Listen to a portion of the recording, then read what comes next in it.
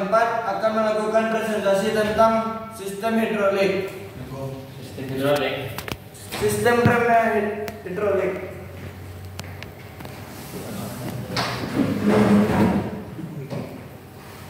Dengan nama kelompok saya Dezaki Afasal dan saya Muhammad Alfandi.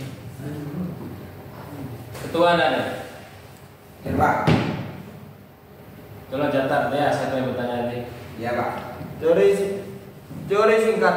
Rem dirancang untuk mengurangi kecepatan dan menghentikan kendaraan atau memungkinkan parkir pada tempat yang menurun. Peralatan ini sangat penting pada kendaraan dan berfungsi sebagai alat keselamatan dan menjamin untuk pengendara yang aman. Menurut para ahli permobilan, rem merupakan kebutuhan sangat penting untuk keamanan berkendara dan juga dapat berhenti di tempat manapun dan dalam berbagai kondisi dapat berfungsi dengan baik dan aman.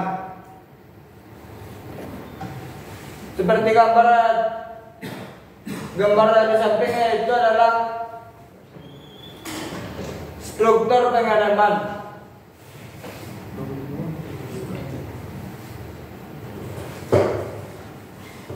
Prinsip rem. Rem mengubah energi kinetik kembali menjadi energi panas untuk menghentikan kendaraan. Umumnya rem bekerja disebabkan oleh adanya sistem gabungan penekanan melawan sistem jarak sedang. Efek pengeremannya diperoleh dari adanya gesekan yang diturunkan antara dua objek.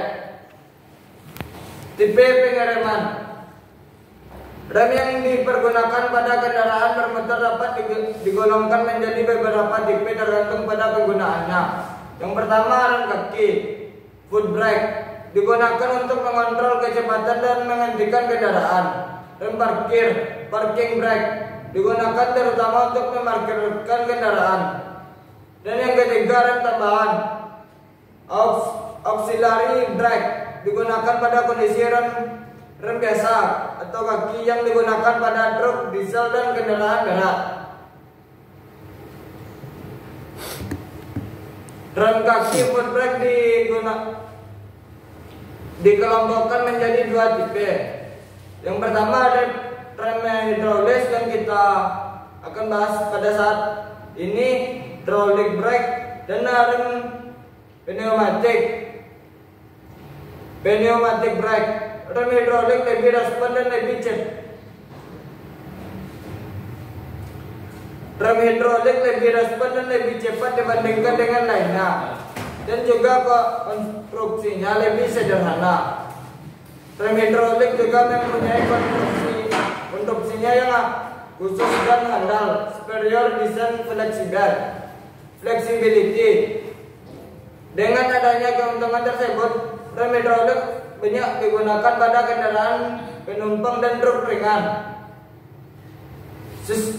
Sedangkan sistem rem pneumatik termasuk kompresor atau sejenisnya yang menghasilkan udara yang bertekanan yang digunakan untuk menambah daya pengereman. Tipe sistem ini hanya banyak digunakan pada kendaraan berat seperti truk dan bus. Rem hidrolik menekan mekanisme rem dan menyalurkan tenaga rem, dan mekanisme pengereman akan menimbulkan daya pengereman. Dan selanjutnya yang akan dipresentasikan oleh Pak Didi.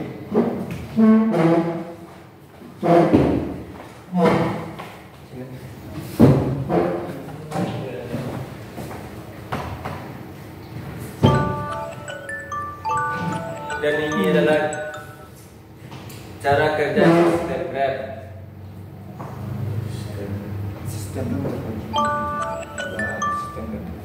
Sistem rem terbagi dua, yaitu mekanisme kerja dan mekanisme rem.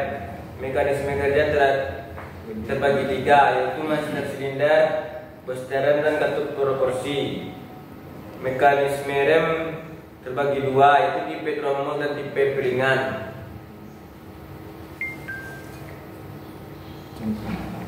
Contohnya master silinder. Master silinder mengubah gerak pedal rem ke dalam tekanan hidrolis.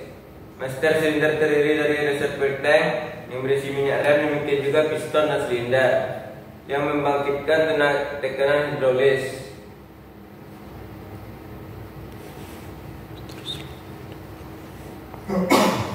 Prinsip kerja rem hidrolik. Hukum Pascal, bila gaya yang bekerja pada suatu penampang dari fluida, gaya tersebut akan menghasilkan tekanan yang dihasilkan akan diteruskan ke segala arah dan dengan sama besar.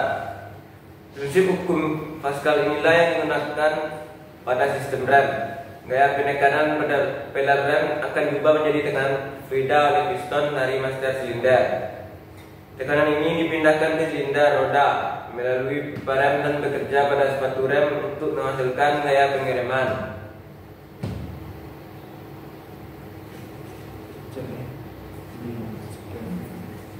Sekian presentasi dari kelompok kami. Jika ada teman-teman yang ingin bertanya, kami persilakan.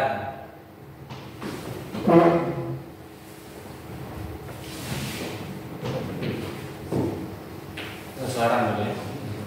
Saran belum. Saran kritik. Jika ada saran dan kritik dari teman-teman,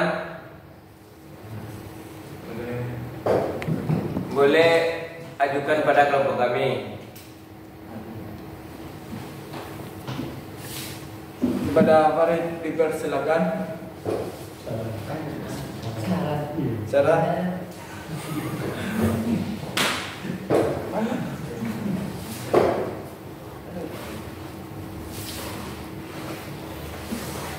Dicatat ya yang saran, Iya Pak. dikirim ke grup.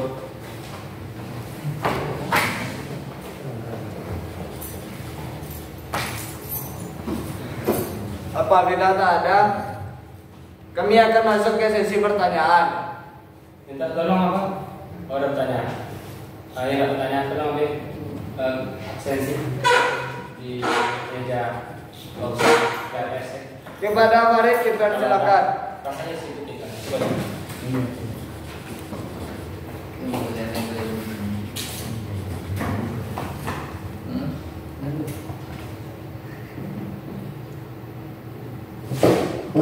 Assalamualaikum warahmatullahi wabarakatuh. Perkenalkan, nama saya Muhammad Farid, NIM 2274. Saya akan bertanya kepada kelompok 4, apa kelebihan dari rem hidrolik dan kekurangan dari rem hidrolik? Sekian, terima kasih. Assalamualaikum warahmatullahi wabarakatuh. Terima kasih. Kepada Fuad dipersilakan.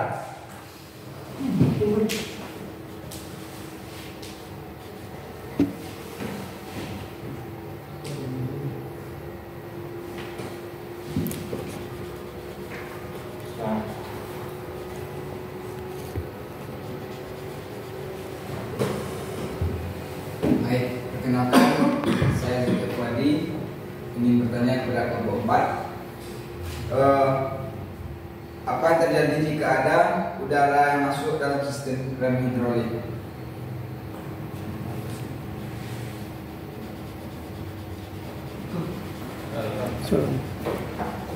Sekian, terima kasih. Yang termati Apa yang terjadi jika ada udara yang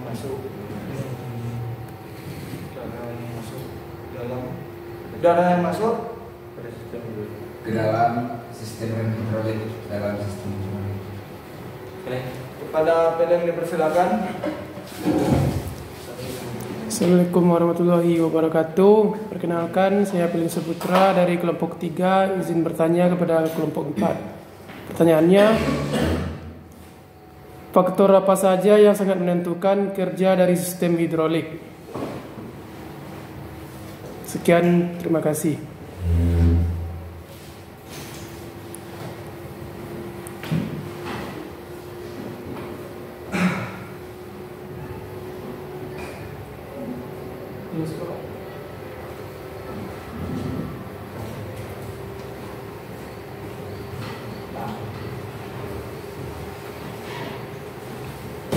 Baiklah, terima kasih atas pertanyaan tersebut.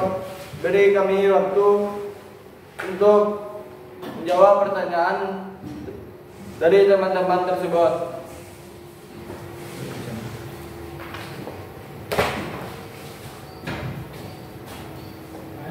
Enggak ada. Nah. Apa ya? Ya.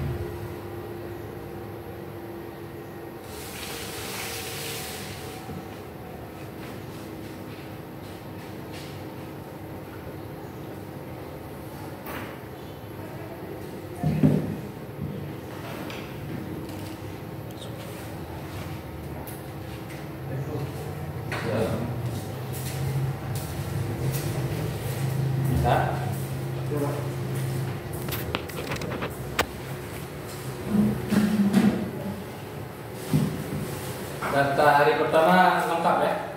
Anu tua? Enggak, Pak. Lengkap kan buktinya kan? Kedua? Iya, Pak. Kedua? Lengkap juga? Saya minta.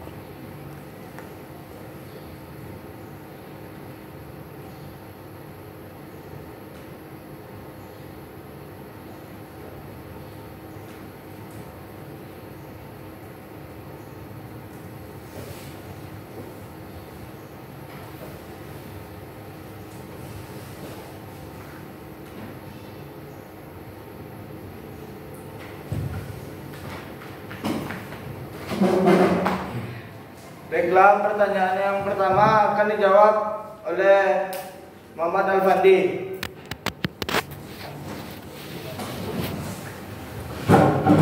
Saya akan menjawab pertanyaan dari Muhammad Farid. Apa kelebihan rem hidrolik dan kekurangan rem hidrolik? Kelebihannya itu rem cakram hidrolik dipakai secara nyaman, memang lebih nyaman dibanding rem mekanik. Karena tenaga yang dikeluarkan untuk menarik brake lever hanya butuh sedikit, cukup dengan menggunakan 2 jari saja.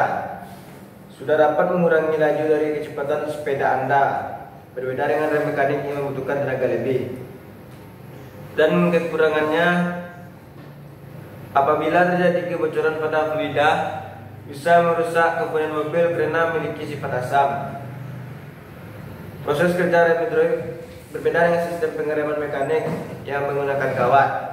Pada sistem hidrolik, pedal rem yang digunakan berbeda dan sistem pengereman menggunakan fluida. Apakah Farid menerima jawaban dari Alfandi?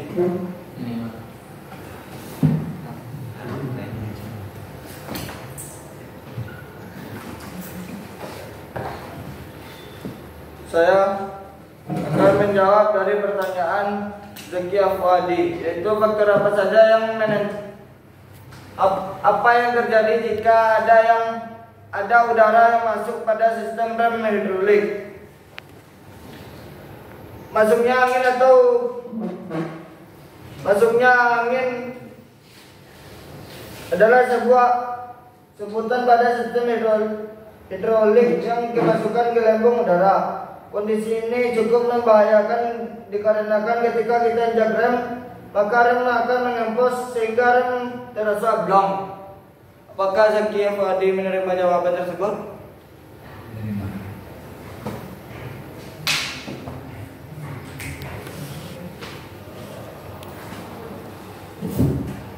Dan selanjutnya saya akan menjawab pertanyaan dari Pelin Saputra. Faktor apa saja yang menentukan sistem kerja hidrolik?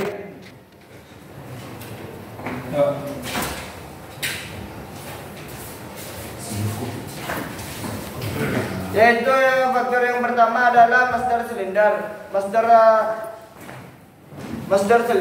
yang kedua master rem, dan yang ketiga ketuk proporsi. Apakah Pelin menerima jawaban dari kelompok? Menerima. Apakah ada teman-teman yang mendapat jawaban dari pertanyaan dari teman-teman yang lain?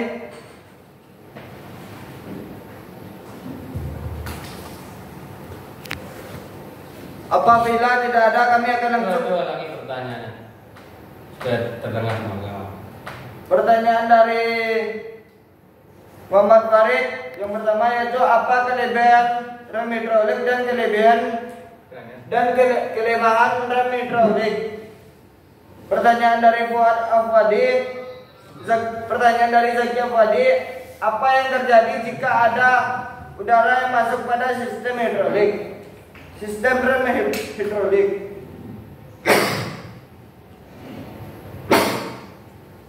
Pertanyaan dari Pelin Saputra, faktor apa saja yang menentukan sistem kerja hidrolik?